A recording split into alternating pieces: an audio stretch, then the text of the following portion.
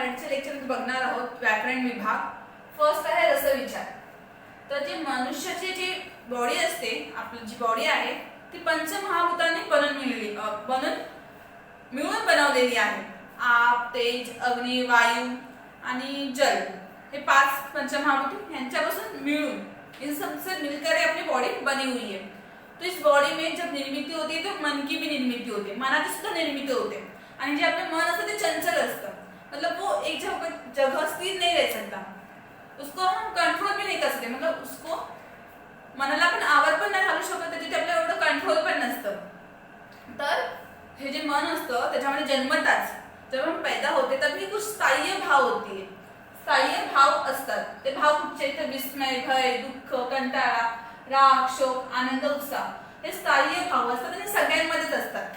पण अधिक कमी, म्हणजे काही जण जास्तच इमोशनल असतात, बहुत इमोशनल होते हर वक्त. कोई लोग हमेशा मजाकी और मतलब हमेशा हसत खेळत फनी मूड मध्ये असतात. काही काही लोक कंटाळा येत असतो, काही लगेच रागात येतात, जरा सुद्धा आपण त्यांना काय बोललं की चिडतात अंगावरती. तर जे काही मनुष्याचे स्थायी भाव असतात ते सगळ्यांमध्येच असतात, पण तो कमी अधिक प्रमाणात.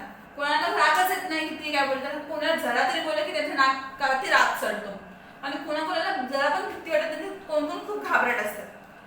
तर हे जे भाव असतात आपले स्थायी भाव, हे भाव जेव्हा आपण एखादा कथा वाचताना, पटकथा किंवा नाटक, चित्रपट म्हणजे पिक्चर्स किंवा छोटे सिरीज बघतो किंवा सिरियल्स बघतो, तेव्हा बघताना किंवा कथा वाचताना आपली जी रिॲक्शन असते, आपली म्हणजे या भावांपासून जी रिॲक्शन असते, आपण चित्रपट बघताना कधी इमोशनल सीन आला की इमोशनल होतो, फनी मुवमेंट आले तर हसतो, एखादा जो कॅरेक्टर असतो त्याचा आपल्याला राग येतो त्या चित्रपटामध्ये, तर ती आपली अंदरची जी भावना असते ती रसामध्ये निर्मित होते.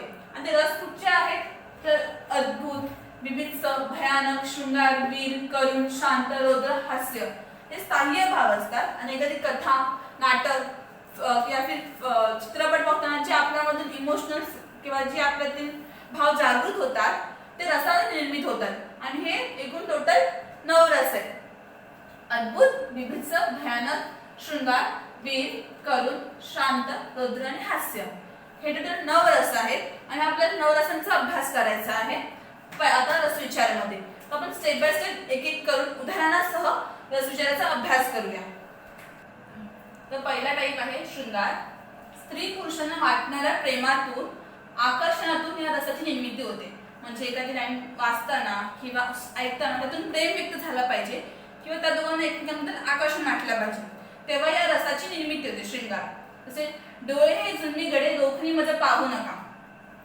एक स्त्री आहे, ती कोणातरी बोलते की तुझे हे जुलमी जे डोळे आहेत ते रोखून, म्हणजे एकटक की माझ्याकडे बघत राहू नको. एकटक म्हणजे हम घूरते किसी को, उसको बोलते हैं एकटक. तो स्त्री बोले कि तू ये जुलमी आंख है, नशीली आंख है, उसको घूर कर, मेरी और देख मत. अगर तुमको इसमें से प्रेम समझ में नहीं आ रहा है तो एक बहुत इजी, मतलब जो पीके मूवी है उसका जो सॉन्ग है वो थोड़ा बोल देती हो. इतनी आवाज सुरीली नहीं है तो थोड़ा एडजस्ट कर देना. जैसे कि कौन सा सॉन्ग है? बिन कुछ कहे बिन कुछ सुने हाथों में हाथ लिए, 4 कदम बस 4 कदम चल दो न साथ मेरे. तो इसमें वो गीतकार क्या बोलता है कि बिन कुछ कहे, मतलब बिना कुछ कहकर, न बोलता क्यों, काही ना ऐकता, बिन कुछ सुने, बस हम दोनों हाथों में हाथ लेकर अपने लाइफ में या फिर अपने जीवन में आगे बढ़ते हैं. तो इन दोनों से उनके बीच में आकर्षण समझ में आता है और उनके बीच में एक प्रेम है, वो भावना प्रकट होती है. तो उस लाइन में उसको हम शृंगार नाम दें. फिर शृंगार रस का निर्माण हुआ है, शृंगार रसाची निर्मिती झाली. सेकंड आहे वीर. वीर म्हणजे पराक्रम, शौर्य या सगळ्या प्रसंगातून हा रस निर्माण होतो. जिथे पराक्रम दिसतो, शौर्य दिसतो, साहस दिसतं, तिथे वीर हा रस निर्माण होतो. जसं की शूर आम्ही सरदार, आम्हाला काय कुणाची भीती, देव देशाने धर्मापायी प्राण घेतला हाती. म्हणजे जे आपले पूर्वज होते ते भारत देश स्वतंत्र होण्यासाठी, आपल्या देशातला जो धर्म आहे तो कायम टिकून राहण्यासाठी आणि देश आणि ही माती आपली होण्यासाठी. आपण गुलाम होतो पहिले, पण स्वतंत्रता कोणी मिळवून दिली? आपल्या पूर्वजांनी. तर ते म्हणतात की ह्या देशापायी, ह्या भूमीपायी आणि आमच्या मातेपायी आम्ही आमचे जे प्राण आहेत हातात घेतले, संकटात आहे आमचे प्राण आणि आम्हाला कुणाची भीती नाही की आमचा जीव जरी गेला तरी पत्कारेल आम्हाला, पण आम्ही देशासाठी लढू. तर ह्या ज्या शब्दातून आपल्याला पराक्रम कळतं, त्यांचे शौर्य समजतं आणि ते साहस समजतं. तर तेव्हा वीर रसाची निर्मिती होते. नंतर आहे करुण, म्हणजे शोक किंवा दुःख, वियोग. वियोग म्हणजे जेव्हा आपण आपल्या एखाद्या जवळच्या माणसापासून दूर होतो त्याला वियोग म्हणतात. संकटातून हारच निर्माण होतो, करुण. तो उदाहरण आहे आई म्हणून कोणी आईस हाक मारली, ही हाक ये मज कानी मन होई शोककारी. म्हणजे एखाद्या मुलाची जेव्हा आई नसते तेव्हा बाकीची मुलं, एखाद्या मुलाची आई नसते, फक्त वडील असते, तर तो बघतो बाकीच्या मुलांना की तो त्याच्या आईला आई म्हणून हाक मारते आणि तिने आई सुद्धा त्याला साथ देते, म्हणजे इन रिटर्न उसको रिप्लाई भी देती है उसकी आई. अगर बच्चे ने पुकारा माँ करके तो वो रिप्लाई देती है अपनी माँ. तो आई म्हणून कोणी आईस हाक मारी, कि हाँ कहीं मजा कहानी, मतलब कभी मैं इसे सुनता हूँ आई करके और वो मेरे कानों में सुनाई देता है, मन होई शोककारी. तो मेरे हृदय में बहुत पीड़ा होती है, मेरे मन में बहुत दुख होता है कि मेरी आई क्यों नहीं है और बाकी सबकी आई है. आई म्हणून कोणी आईस हाक मारी, ही हाक ये मजा कहानी मन होई शोककारी. मन में दुख होता है कि मेरी मम्मी क्यों नहीं है. तो करुण, शोक किंवा दुःख. फिर है हास्य, म्हणजे चेष्टा. जिधर हंसी का या फिर किसी की मजाक उड़ाया जाता है तो उसको हास्य बोलेंगे. असंबंध भाष्य, म्हणजे जिधर कुछ मिलन या फिर कुछ रिलेटेड नहीं होता है कोई वर्ड किससे, तो हास्य आता है.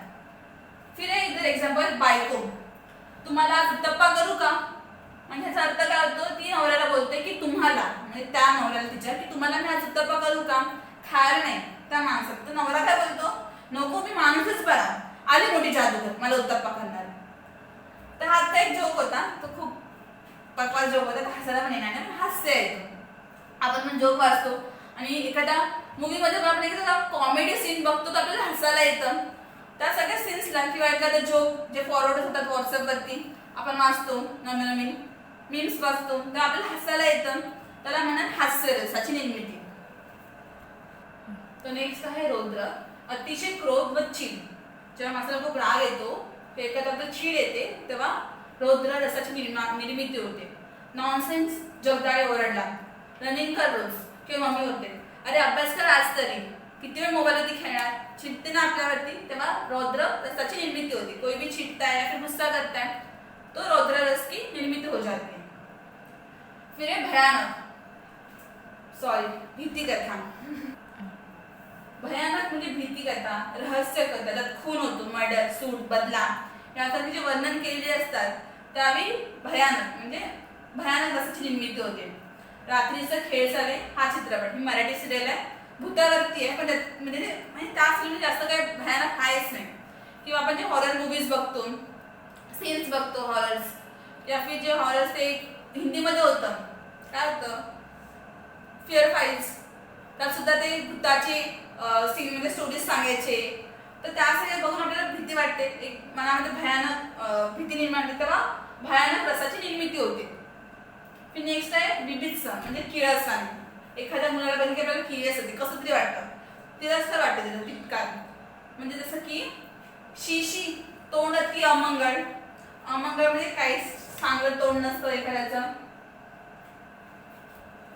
आधीच तोंड अमंगळ आहे, आधीचे शेंबडे आणि काजळ अवघडे करूनही त्यातूनही रडे रडे. म्हणजे एखादं छोटंसं बाळ असेल तो शेंबडा असेल, सर्दी हुई होती तो सर्दी नीचे आती है, फिर उसको जो काजल लगाया जाता है वो किसी को अच्छे नहीं तो फिर पोल देते हैं और ऊपर से वो रोते हुए बच्चे होते हैं. तो ऐसे देखकर हमको क्या सकते उस बच्चों की, पहले से रो रहा है, ऊपर से सर्दी बह रही है और ऊपर से काजल इधर उधर फैला हुआ है. ऐसे बच्चे को देखकर किसी का उसको लेने का मन तो नहीं करेगा, मतलब थोड़ा अच्छा नहीं लगता, बुरा लगता है, किळस आ जाते उसके बदले में. तो बिभत्सम, उस टाइम बिभत्स रस की निर्मिती होती है. जेव्हा आपण कोणाला बघून आपल्याला किळस वाटते तेव्हा. 8 नंबर आहे अद्भुत, आश्चर्यकारक. ह्याचा जो स्थायी भाव आहे तो विस्मय आहे. म्हणजे एखादी गोष्ट बघताना आपल्याला आश्चर्य वाटतं, अद्भुत वाटतं आणि आपण कधीही विसरू शकत नाही, असं असतं अद्भुत. तेव्हा अद्भुत रसाची निर्मिती होते. जसे की परींच्या कथा ज्या आपण लहानपणी ऐकायचो त्या आपल्याला काय मस्त कथा होत्या, त्या एकदम म्हणजे आश्चर्य वाटायचं.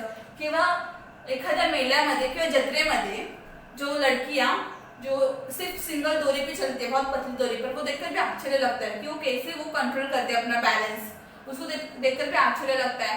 फिर अरेबियन नाइट्स, वो भी एक स्टोरी है।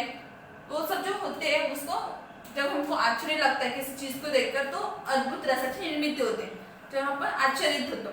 किंवा आपला जर एखादा मित्र असेल, आपल्याला असं वाटतं की ह्याला कुठे एवढे म्हणजे हा कुठे पास होणार त्या सब्जेक्टमध्ये, आणि अचानक तो पास होतो, की आपल्याला स्वतःला गॅरंटी नसते की आपल्याला एवढे मार्क्स मिळतात, त्यापेक्षा जास्त आपल्याला मार्क्स मिळतात, तेव्हा आपण आश्चर्यित होतो की हे कसं घडलं, तेव्हा अद्भुत रसाची निर्मिती होते।